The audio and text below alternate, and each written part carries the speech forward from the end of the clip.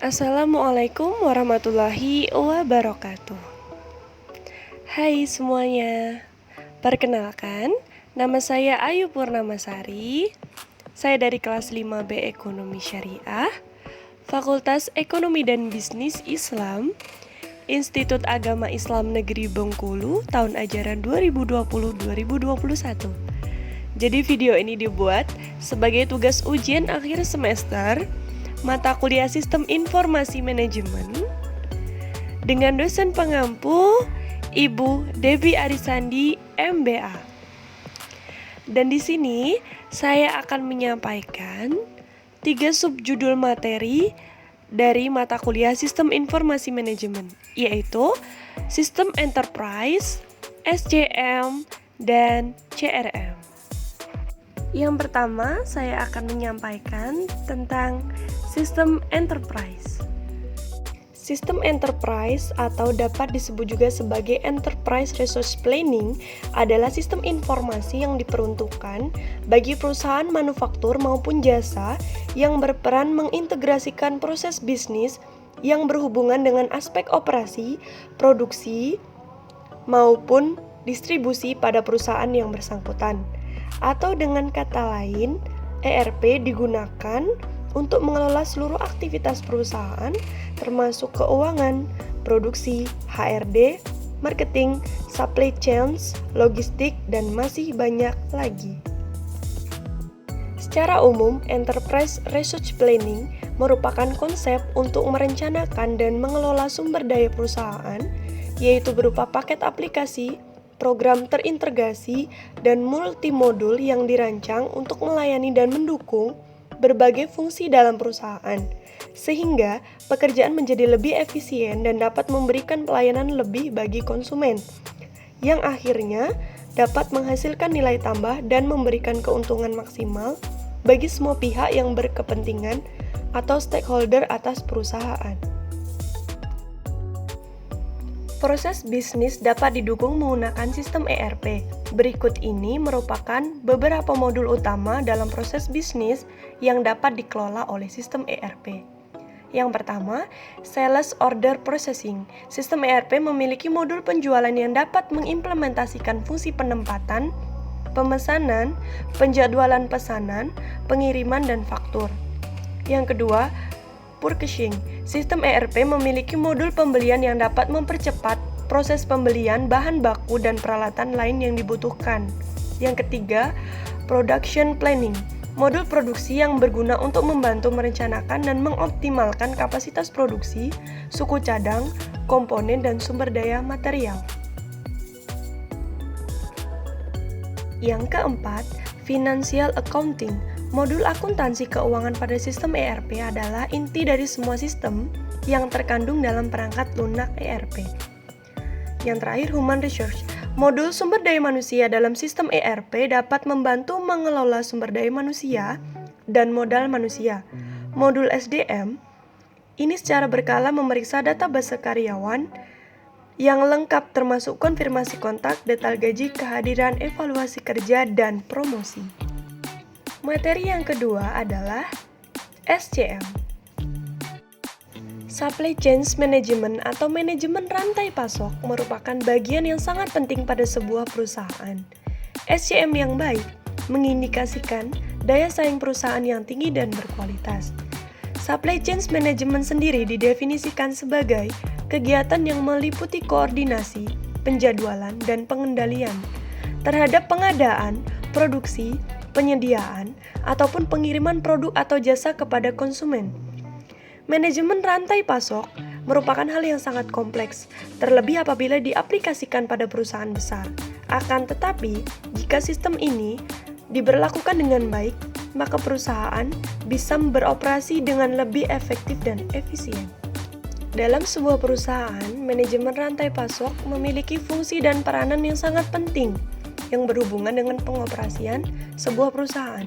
Fungsi manajemen rantai pasok yang utama yakni fungsi fisik yang berupa mengubah bahan baku menjadi bahan jadi untuk keperluan konsumen. Fungsi manajemen rantai pasok ini berkaitan erat dengan berbagai macam biaya fisik, seperti biaya pembelian bahan baku, biaya penyimpanan, biaya transportasi, dan sebagainya. Manajemen rantai pasok juga berfungsi sebagai mediasi pasar, di mana menghubungkan perusahaan dengan distributor yang mendistribusikan produk. Contoh supply chains pada aliran arus perpindahan produk yaitu adalah berikut ini. Yang pertama, aliran arus fisik atau material. Dalam aliran ini, melibatkan transformasi, pergerakan, penyimpanan barang, bahan baku, daur ulang, limbah, dan pembuangan. Yang kedua, aliran arus informasi. Arus informasi yang diperoleh dalam jaringan ini memungkinkan berbagai mata rantai pasok saling berkoordinasi dalam mewujudkan rencana jangka panjangnya dan mengontrol aliran barangnya. Yang terakhir, aliran arus finansial. Satu hal yang tak kalah penting tentu adalah persoalan keuangan. Aliran keuangan meliputi informasi atau persyaratan kredit, jadwal pembayaran, tenggang waktu, penetapan kepemilikan, dan status pengiriman. Dan materi yang ketiga adalah CRM. CRM adalah singkatan dari Customer Relationship Management. CRM adalah suatu strategi yang digunakan oleh perusahaan untuk meningkatkan pelayanan dan kepuasan pelanggan, serta mendapatkan pelanggan baru. Dengan begitu, perusahaan akan dengan mudah memahami apa saja yang menjadi kepuasan pelanggan sehingga dapat meningkatkan penjualan dan keuntungan perusahaan.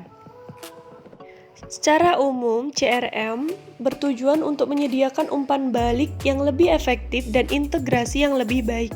Dengan pengendalian return on investment, membangun perusahaan yang lebih mendalam mengenai konsumen dan meningkatkan nilai konsumen dari perusahaan. Sebagaimana tujuan dari penerapan CRM yang sudah dijabarkan di atas, CRM nantinya akan memberikan manfaat yang lebih besar kepada perusahaan. Beberapa manfaat yang nantinya akan berjalan di antaranya yaitu mendorong loyalitas pelanggan, mengurangi kos atau biaya perusahaan, meningkatkan waktu penjualan, meningkatkan revenue bisnis, peningkatan transparansi dan produktivitas data, peningkatan keuntungan dan pendapatan, peningkatan kolaborasi tim, serta mengurangi gesekan konflik dengan klien. Berikut ini adalah contoh modul Customer Relationships Management yang biasa digunakan pada industri kesehatan. Yang pertama, modul komunikasi.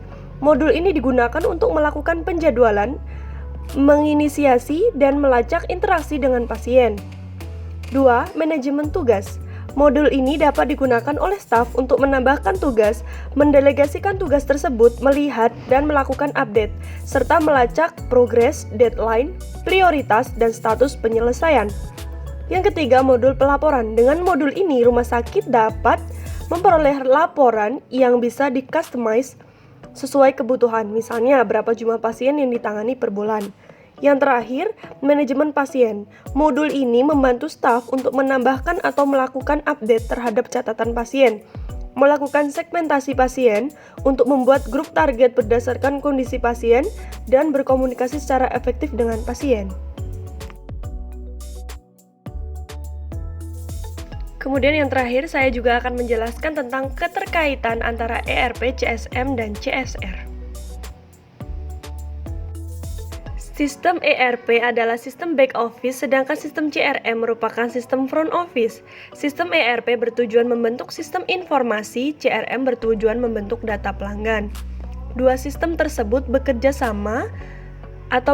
bersama secara interaktif untuk menghasilkan data yang dapat digunakan manajer, meningkatkan kompetisi melalui pengurangan biaya dan peningkatan penjualan.